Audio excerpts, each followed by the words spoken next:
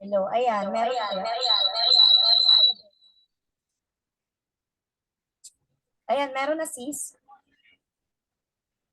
Wala pa rin ata. Meron na kaya? Hello, hello. Ayun, meron na. Yan na. Ayun. Teka lang, tingnan natin kung nandiyan na yung iba. Pasok na kayo. Nasaan na sila? 14 minutes lang to. Sobrang sandali lang to. Thank you din po. Antayin natin sila. Saan na yung iba?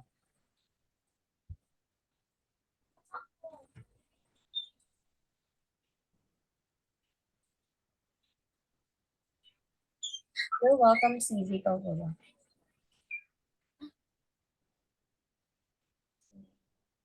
Nasaan na kaya yung iba? 9 p.m. na. Para makapag-start na tayo. So, mga 9:05. Start tayo 9:05. Wait lang natin konti yung iba.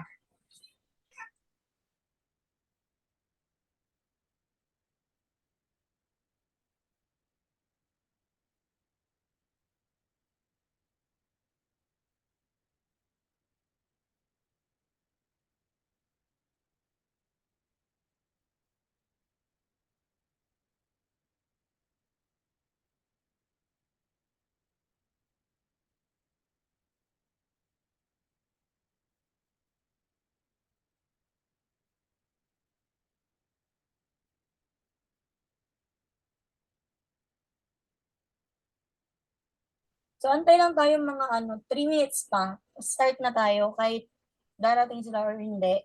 Start tayo by 9:05. Sobrang daming learnings yung makukuha nyo today. I'm so very excited na ma-share to sa inyo. Grabe, sobra. Sana kahit mga 10 pumasok pa sila. So, mag-share na ako ng screen. Okay naman yung voice clear ba? Pa-type 1 naman dyan. Type 1 if okay yung voice clear. Type 1. Alright, thank you so much. Thank you po sa mga nagta-type 1.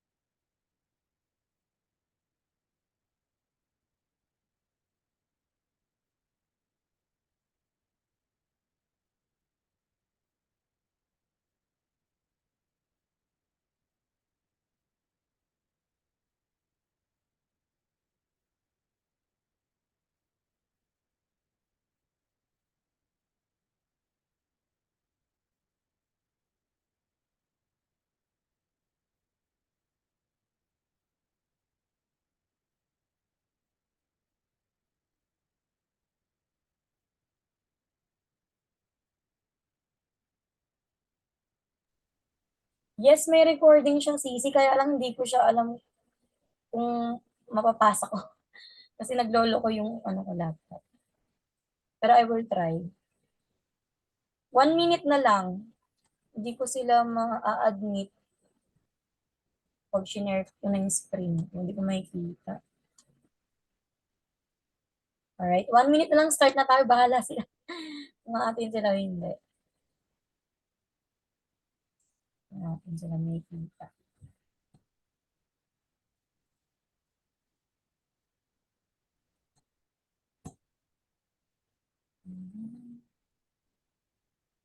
Wala na bang habol? Going once? Thank you, Sir Vincent, sa pag-join. Kahit alam na yung Facebook ads lang nandito ka pa rin ha. Salamat.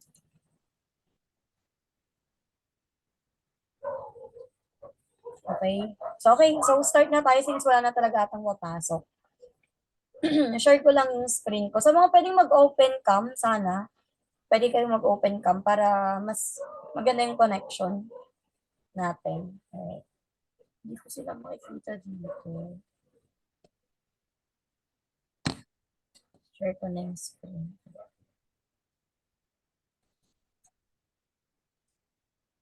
Alright, game.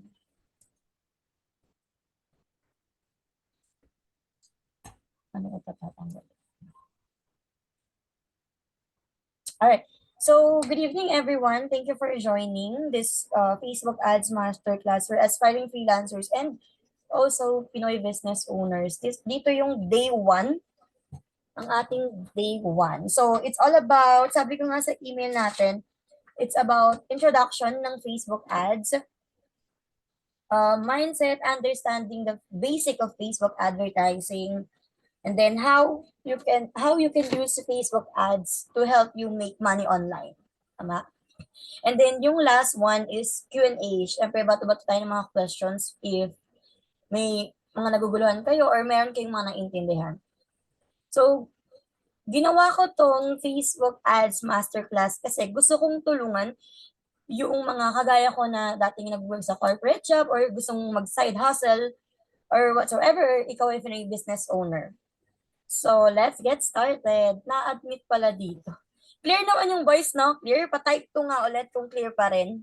Hindi naman static yung video, type 2. Alright. Okay, sige. Ano ko siya i-next? Yeah. So, yung topic, yun nga sinabi ko kanina, first is introduction to Facebook ads, mind setting, understanding the basic of Facebook ads, tuturuan ko kayo paano kumita gamit yung Facebook ads online, magagamit ng mga Pinoy business owners, and yun, last one is the Q&A. Ay, ang layo ng narating na.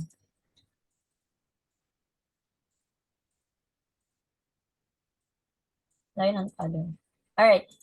So, sino nga ba ako? Sino nga si Shai Nabunag? So, isa akong way back, quick overview lang. So, my name is Shai Nabunag, isang freelancer, a business owner. So, way back 2021, nag-start akong mag-enroll sa isang Facebook ads course. Siyempre, nung time na yun is sobrang natotoxic na rin ako sa mga nasa employee, corporate job ako. So, disclaimer, hindi ko namaliit yung mga corporate employees or corporate job kasi galing ako doon. So, doon talaga ako nag-start. So, yung parang, yung mindset ko kasi parang napapagod na ako dito. Yung mga ganun, minsan dumadating tayo sa point na, kasi dati naging service crew ako, nag-working student ako, nag-sales lady ako. Alam niyo yun, yung mga ganun. So, dumating kasi sa point na parang, pagod ka na, kakabiyahe, mas mapapagod ka sa biyahe, imbes na, yung ipapahinga mo na lang, binabiyahe mo pa, sobrang haba ng traffic, sobrang nakakapagod yung ganong senaryo araw-araw, tapos ang liit ng sahod. So, naghanap ako ng ibang way para kumita ng extra or at least sana kumita ng mas malaki. And then, nakapasok ako sa BPO.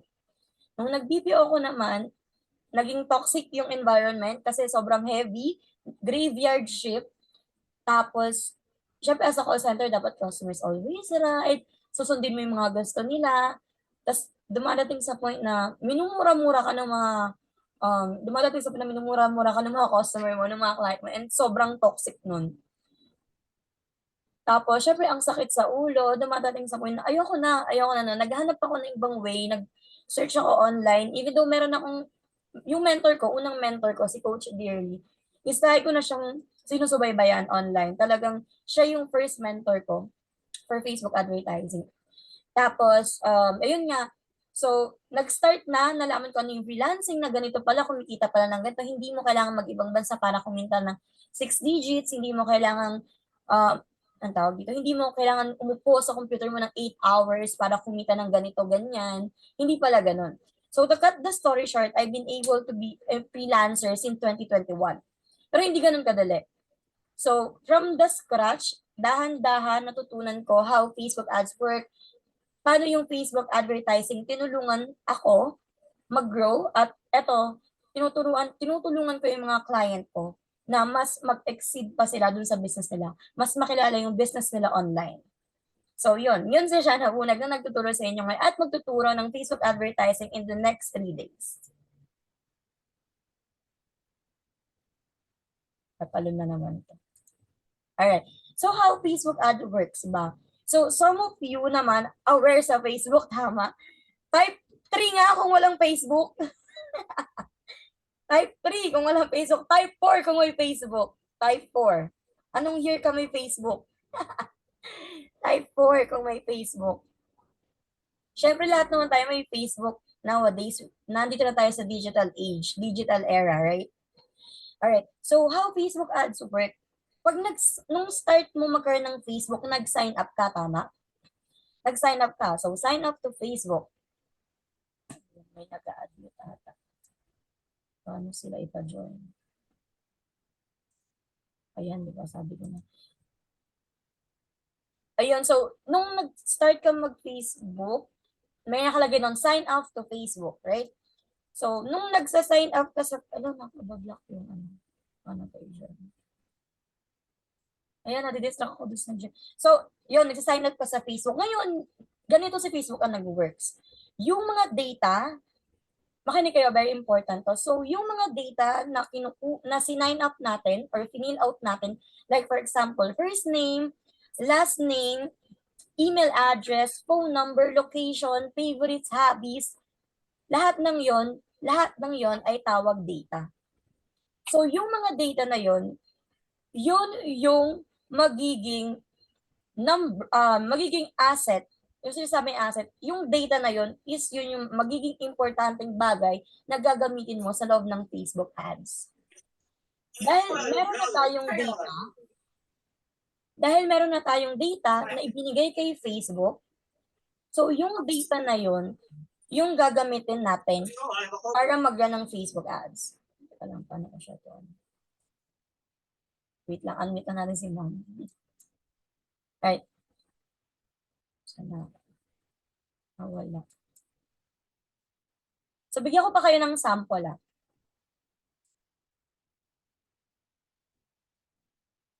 So, bigyan ko kayo ng sample. So far, yung nakikita nyo ngayon sa screen, newspaper, kita ba? Yan, newspaper, billboard, flyers, and television.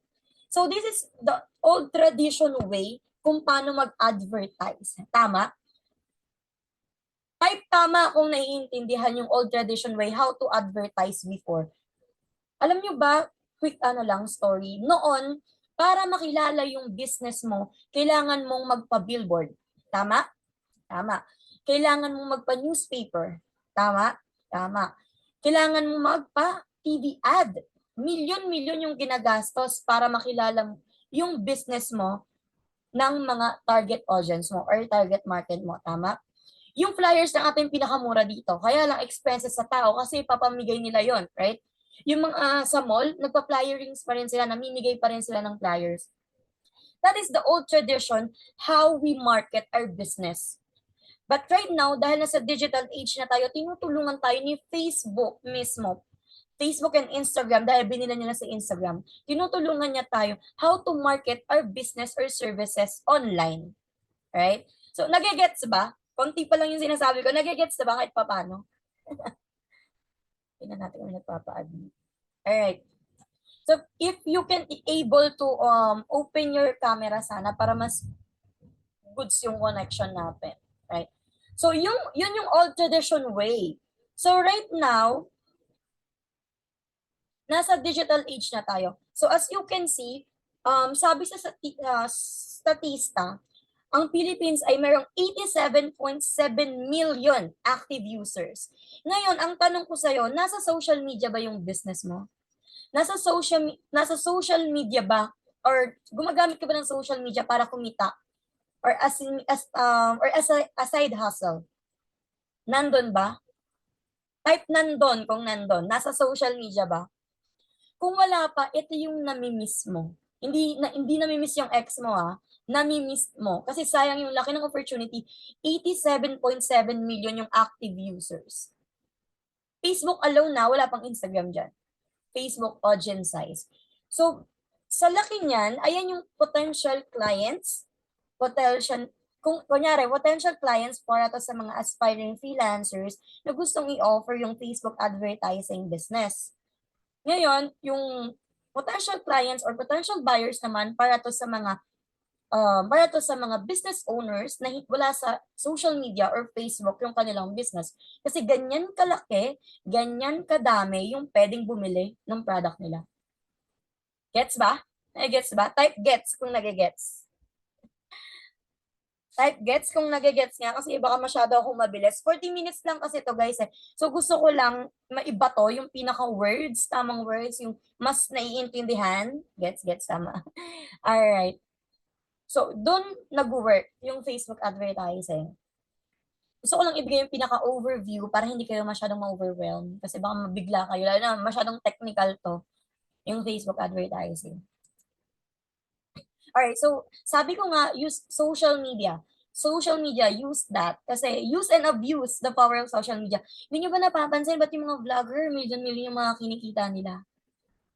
'Di ba? Yung mga vlogger, grabe kumita, nagko-content lang naman sila kasi they are using the power of the social media. Kasi nga nasa digital era na tayo, gamitin natin ang gamitin kung saan tayo pwede kumita. Right? Teka lang, hindi ko nakikita kung may nag-a-admit. So, yun. For example, may physical store ka, ito na lang. Let's say, may milk tea shop. Meron kang milk tea shop sa North Caloocan, for example.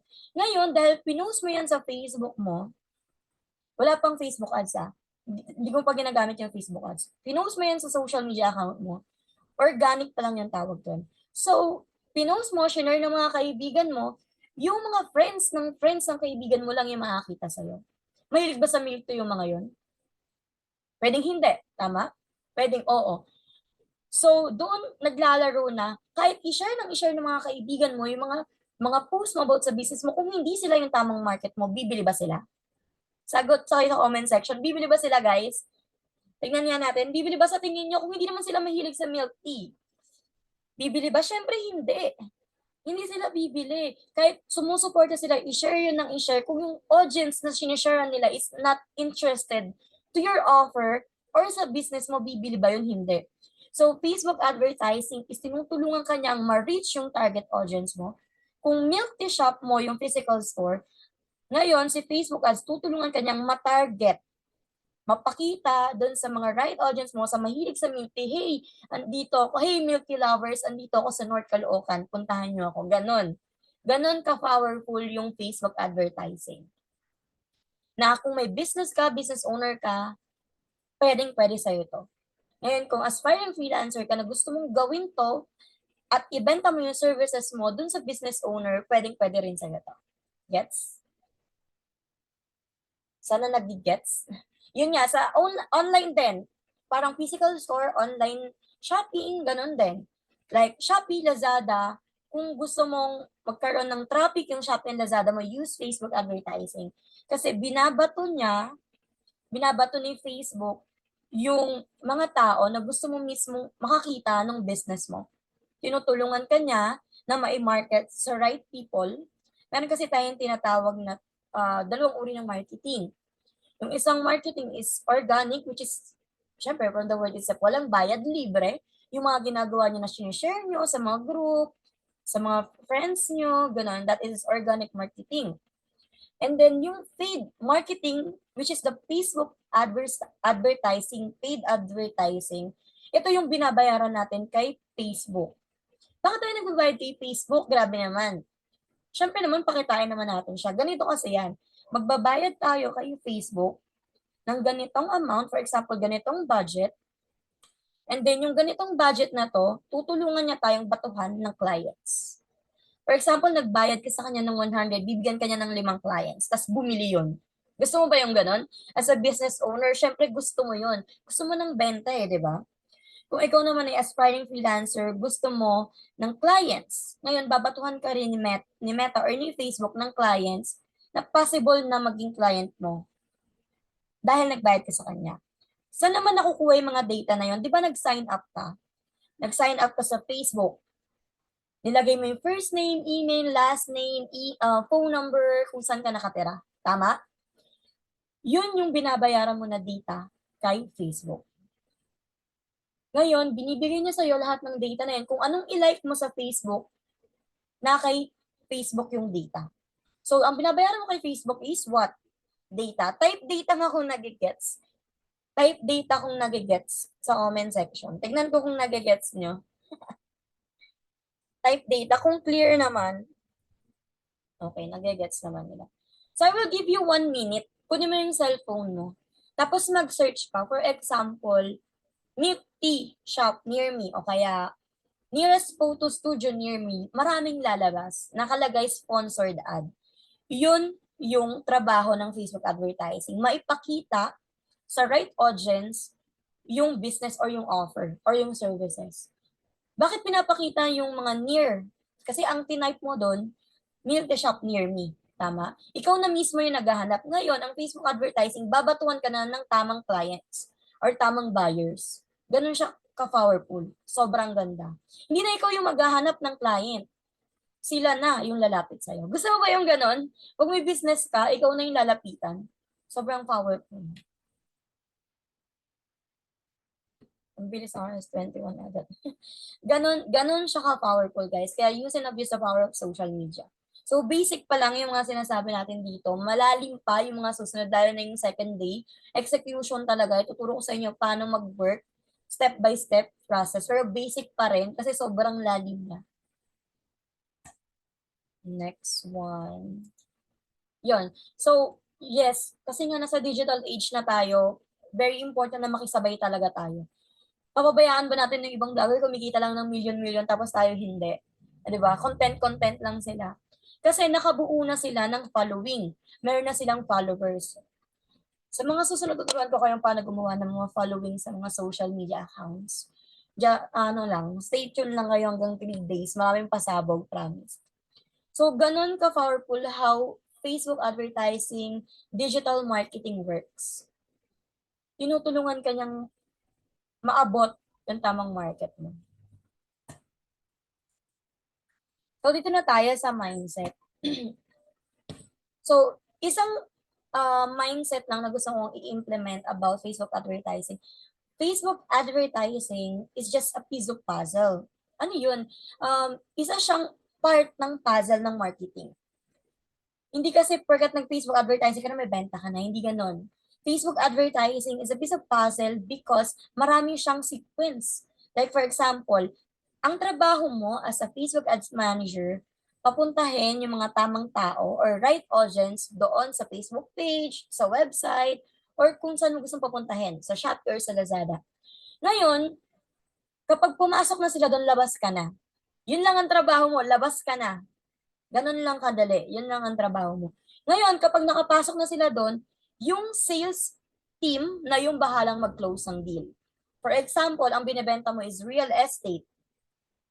O kaya ang binebenta mo is car insurance, mga ganyan, car agent ka. Ngayon, pag nagsenda ng traffic si ads manager, doon sa Facebook page, nagkaroon ka na ng data, meron ka ng mga phone numbers, email address ng mga clients, or kung ikaw man ay Shopee Lazada, nakapunta na sila doon sa landing page or doon sa product mismo, na i-check out na lang nila. Siyempre, may mga customer na nagtatanong, right? Tama ba? 'Di ba minsan tayo pag may binibili tayo, may tinatanong pa rin tayo. Anong size nito? Kasya ba 'to sa bata? Ganyan, ganyan. So, yung sales team or yung virtual assistant na yung sasagot doon. Labas ka na doon. Ang trabaho mo is i-market lang yung business, makita ng audience, ng tamang audience, yung business mo and dun lang. Hanggang dun ka lang. Ngayon kung gusto mo pang bumaba dun sa virtual assistant or sales team, ibang bayad na yun. Gusto mo dalawang bayad sa'yo? Gusto mo yung ganun? Pwede yun, i-combo mo yung package mo, Facebook advertising plus sales. Pwede yun. Ang laki ng kita mo dun. So, ganun siya nag-work. Parang ikaw yung, ano tawag dito? Basta ikaw yung nagmo-market, papupuntahin mo lang doon sa specific na location. For example, may physical store, papupuntahin mo ng traffic doon sa physical store mo. Kunyari, Milk Tea, North Caloocan, papupuntahin mo doon yung mga audience mo. After nun, tapos ka na. Ganun lang siya kabilis. Kaya lang, syempre, may mga strategy talaga na ginagawa doon. Alright? Nagigets ba so far? Nagigets naman. Yon. So, ganun siya nag-work. At, yon, saan ba tayo? So, ito yung favorite part ko sa mindset, yung limiting beliefs. Good sis. Yung limiting beliefs kasi, for me, sabi din ng mga mentor ko, sabi ni John Pagulayan, meron ka kasing limiting belief. Ano ba yung limiting belief? Nililimitahan mo yung sarili mo na pwede ka palang kumita ng side hustle, pwede ka pang kumita sa kinikita mo ngayon. Like for example, nag-work ka sa corporate job right now and gusto mo pa palang kumita ng extra pa. Pero nililimitahan mo yung sarili mo, akala mo hanggang dito ka lang. Yun yung sabi ng mentor ko, nasabi niya, huwag mong limitahan yung sarili mo, lumabas ka.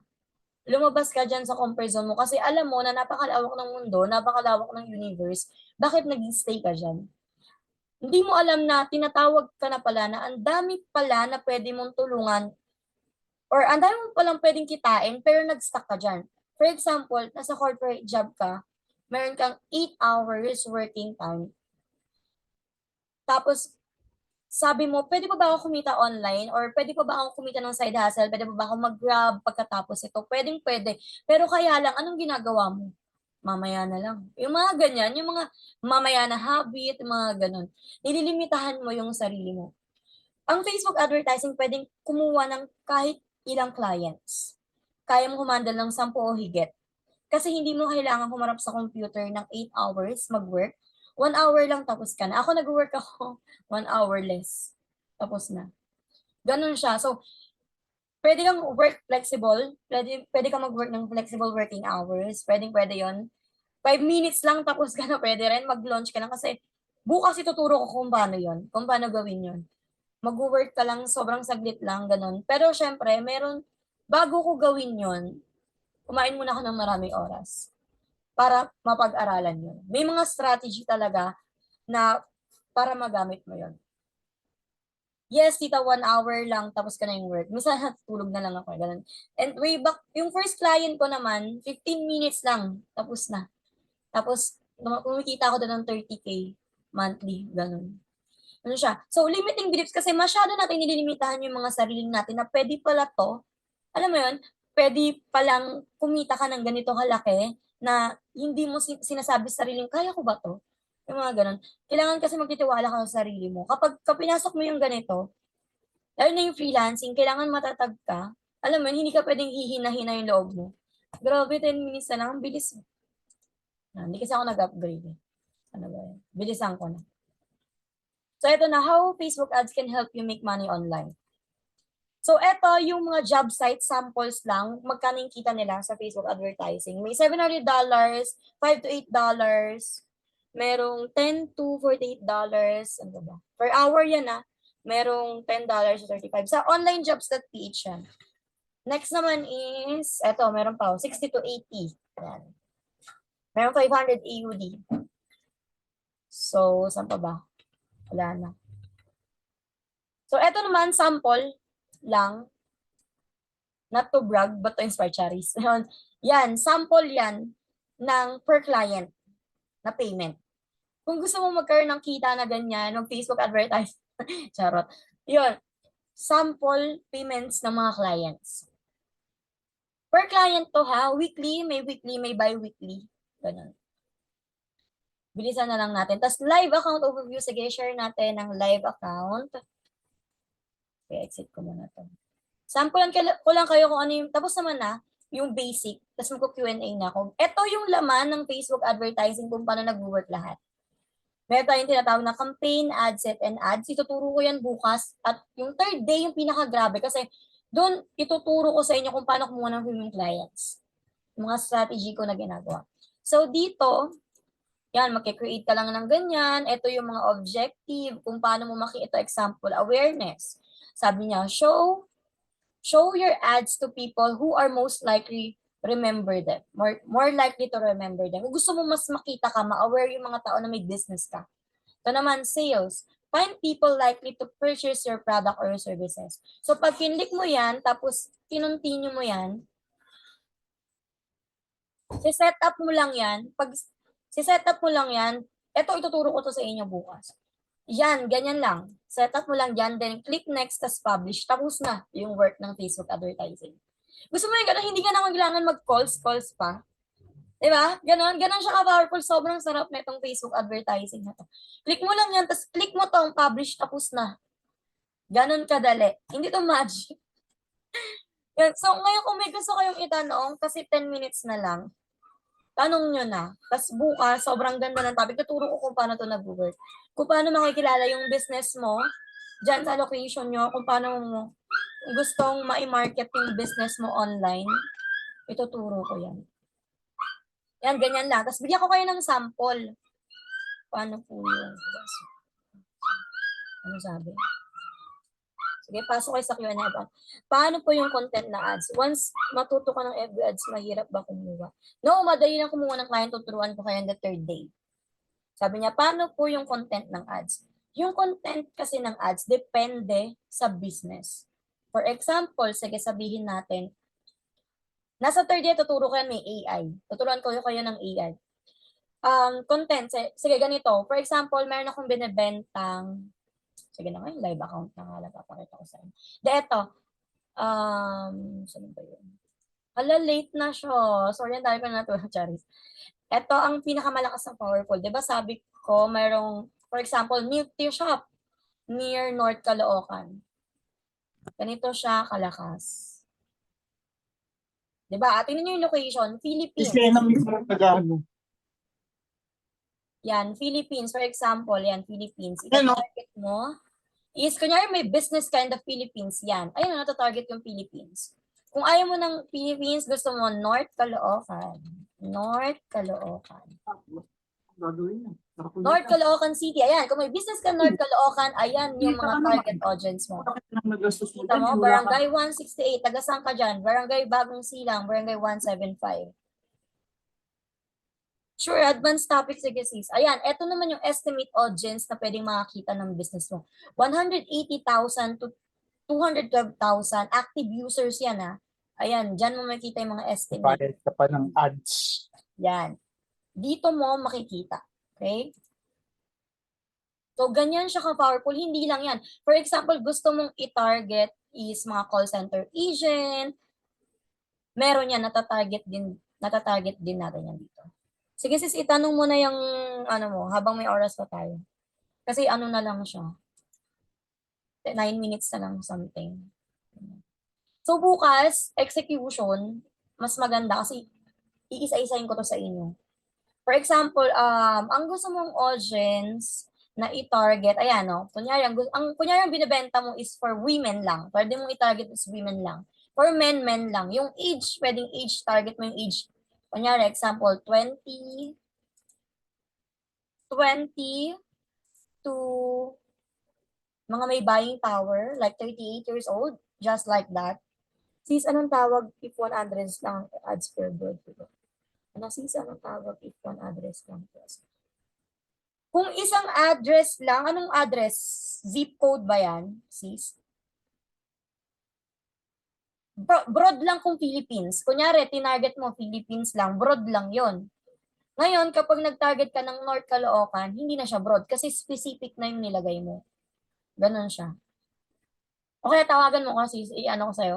So yan, ganon yun. Ganito siya nag-work. Tapos language, kung gusto mo Japanese, meron mata-target ka. Ayan yung mga target location. Pwede mo pang i-adjust yan kung gaano kalayo. Ito yung kung may physical store ka man or online store ka. Lahat yan nata-target mo. Alright? So, ganyan siya ka-powerful. Bukas yung execution niya. Lalo na yung day 3 kasi may malaking pasabog yung day 3. Sobra. So, yun na. Q&A na kasi. Tapos, ito yung sample pa ng isang live account. Pakita ko sa inyo. Ilang minutes na lang ba?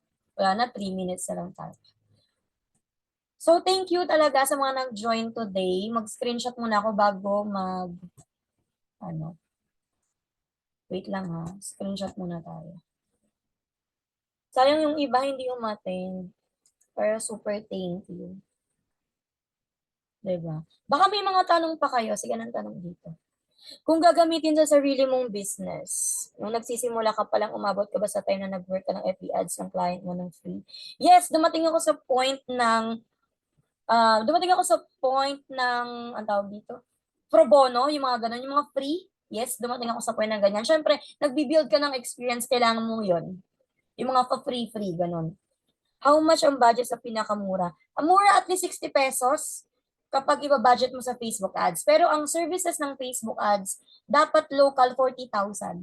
Hindi ka na bumaba doon. Ngayon, kung gusto mo bumaba ng 40,000 per client, kailangan kausapin mo yung client. Sa tingin mo ba, yung client is kayang magbayad ng 40,000? Yung business niya ba talagang matutulungan na siya? Kasi ako kaya ko mag-charge ng 40,000 per client. Ganon. Ganon siya ka-powerful. Kasi hindi naman to naaaral sa school, which is naaaral to in digital marketing talaga online. So ngayon tuturo natin to sa'yo. Gusto mo kumikita ka ng ganon, 30,000 per client per month? Kahit ilang client yung kunin mo. Ganon siya ka-powerful. Kailangan mo lang maniwala sa sarili mo na kaya mo. Tuturuan pa kita. In the next 2 days, 3 days, kaya mo na to. Gusto niyo yung ganon? Attend kayo bukas at pati sa 3 day. Agahan niyo. Galing, thank you po. Salamat din. So, my assignment for you guys, kung talagang gusto niyo mag-take action, screenshot nyo to, tapos post nyo in public, tag nyo ako, post nyo yung mga takeaway nyo, yung mga aha moments nyo about Facebook advertising. That will be highly appreciated. And then, yung platform ko talaga kung bakit ako nag-free Facebook ads, gusto kayo matulungan at the same time, hingi ako sa inyo ng tulong kung pwede nyong i-recommend on the first day, second day, or third day, yung page ko, kung pwede kayong mag-reviews doon, kung talagang may tutunan kayo sa first day, second day, or third day. Yun lang, yung assignment lang for today, screenshot this webinar, and then post nyo yung takeaway nyo, aha moments nyo, tignan lang natin kung mas marami ba tayong maengganyo. Kasi grabe, ang powerful nito, kung tayo lang yung nakakaalam, di ba? Sana matulungan natin yung iba na kumita online, na nasa bahay na lang sila. For example, yung may mga mommies na, alam mo yun, na gusto nilang maalagaan yung mga anak nila, yung mga daddies. May mga business owner na nahihirapan kumita or bumenta. Tulungan natin sila. Pwede ba yon, guys? So, 1 minute, less than 1 minute na lang. Thank you so much. Kung meron kayo may invite na sana may natutunan kayo kahit 40 minutes lang, no? Di kita marinig kasi may sinasabi ka ba? Wala kang wala atang mic. Sana may natutunan kayo. Balik kayo bukas. Sana mas marami kayo bukas. Less than 1 minute na lang. Agahan nyo bukas Execution day, chara. Yan na, magko-close na yan mamaya. Yun lang, tag nyo ako if kaya nyo